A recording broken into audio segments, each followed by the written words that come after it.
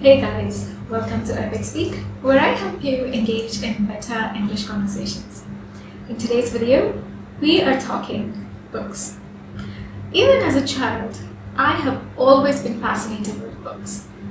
I remember asking my parents to bring me storybooks whenever they went outside and eagerly waiting for them to come home. My favorite subject in school was English, and I would read all the stories and reading supplements even before the school started. A well-written book is like a whole new world in itself, and I love escaping into one. Needless to say, I have read countless books, and reading is still my favorite pastime. I have realized that this habit of mine played a major role in improving my language over the years. I have acquired decent vocabulary and grammar as a byproduct of reading. Remember, I did not read because I wanted to improve my grammar or vocabulary, but it just happened as a result of my continuous reading. When you read thousands of sentences written in the right structure, your brain automatically recognizes and remembers that. And what is grammar if not the right use of words and structures in a sentence? Apart from that, research shows that reading improves brain connectivity, empowers you to empathize with other people, which is the ability to understand other person's perspective or point of view, reduces stress and helps you relax, increases your imagination and creativity, prevents cognitive decline as you age, meaning it keeps your brain sharp. Now, I don't need an incentive to start reading a book, but I know that a lot of you find reading tedious and boring. I can stay up until midnight to finish a good book. But I also know a lot of people who say that picking up a book is a sure shot way to fall asleep. So, I'm going to give you some tips today and some book recommendations for beginners who are trying to develop a reading habit but don't know where to start, how to start, and if they feel like it's just hopeless. My first tip is that you start with small books that you can finish quickly. Start off with picture books or comic books. That is even better. Trust me, the pictures make it a lot more interesting, and I'm certain you will finish it in no time. My second tip is to set aside time to read every day. On an average, it takes more than 2 months before a behavior becomes a habit. It may be just 5 to 10 minutes that you have to spare, but crack open a book at least once a day, preferably during the same time. My third tip is to read interesting books. If you're not engaged by the book that you're reading, it can make reading feel like a chore.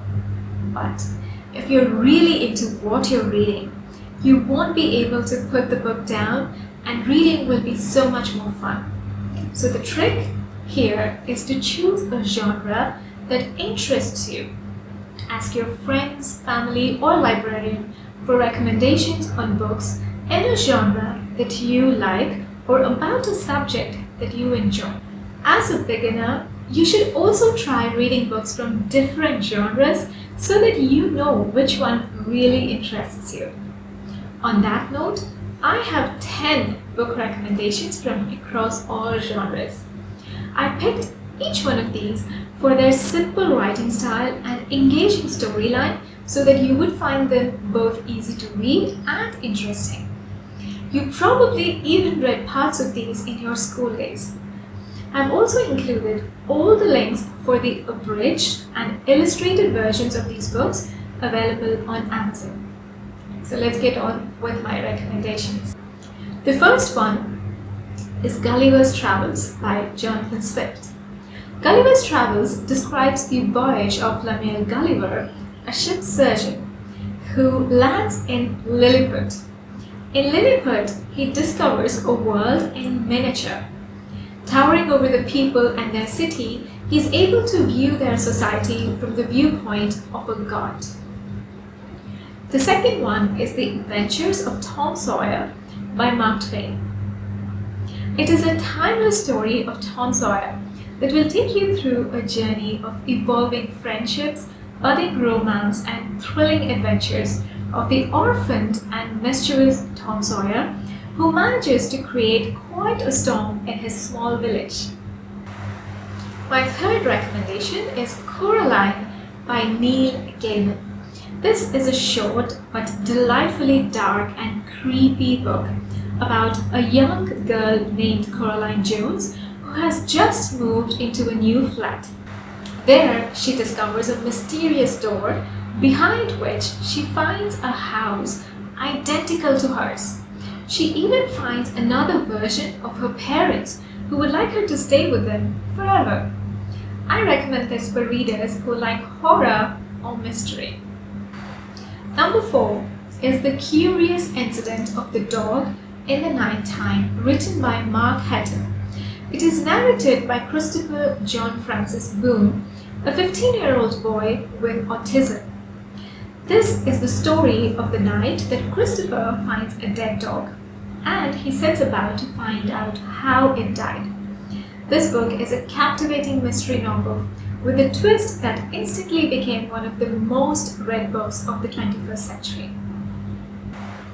At number 5, we have Hound of the Baskervilles by Arthur Conan Doyle, my personal favorite for detective fiction. If you like suspense and mystery, you can never go wrong with Sherlock Holmes. The Hound of Baskervilles is a murder mystery complete with a curse that's been passed down generations and a seemingly supernatural hound as the cause of the murder. It's a riveting read guaranteed to give you goosebumps. At number 6, we have Grimm's Fairy Tales. Grimm's Fairy Tales is a collection of fairy tales that are not only enchanting, mysterious and amusing, but also frightening and intriguing. They are nothing like the Disney's fairy tales that you see in movies or in the children's books that you read. The tales are set in a world where there were magical mirrors and golden slippers, evil queens and wicked stepmothers. They are tales about frogs transformed into handsome princes and big bad wolves into innocent grandmothers. This book is going to delight children and adults alike. At number 7 is Journey to the Center of the Earth by Jules Verne. This is a brilliant science fiction adventure. Professor Liedenbrock and Axel, his unadventurous nephew, come across a coded note in an original manuscript, and what follows is a journey to the center of the Earth, through Iceland, down a volcanic crater. On this journey, they encounter grave dangers and bizarre phenomena as they descend down the underground world. At number 8 is Oliver Twist by Charles Dickens. A young Oliver Twist is an orphaned boy living on the streets when he escapes to London in the 1800s. But that's just the start of his story, as Oliver goes on to befriend a gang of juvenile thieves and a pickpocket named the Artful Dodger. This one is a classic. At number 9 is Treasure Island, a book that I have read and enjoyed as a child. It is the story of young Jim Hawkins, who sets sail aboard a ship called Hispaniola in search of a buried treasure after he finds a dead man's map. Soon, he finds out that he's not alone in this journey. There are other deadly pirates who would do anything to get to that fortune. This book is an adventurous expedition full of betrayal, fights with wild creatures and adversaries, and exhilarating adventures in the high seas.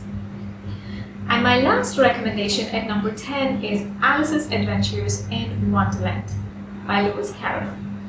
This is the story of a girl named Alice who follows a rabbit into a strange fantasy land. There is so much joy and wonder in this story that people of any age can enjoy. All these books are beginner friendly because of their simple language and interesting storyline. Give these books a try and let me know which one's your favorite. If you have any other beginner friendly book recommendations, let me know by commenting below. And subscribe to my channel if you haven't, because I plan on making more videos with recommendations for advanced readers as well. Let me know if you would be interested in something like that in the comment section below. Thank you so much for watching. I will see you soon in my next one.